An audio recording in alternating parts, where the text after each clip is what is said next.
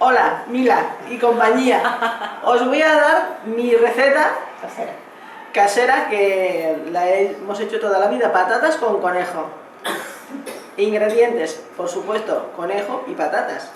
Y luego se hace un sofrito como si fueras a hacer arroz, o sea, ajos, cebolla, tomate, pimiento, se sofríe todo, se pone poquito pimentón y ¿qué más voy a decir?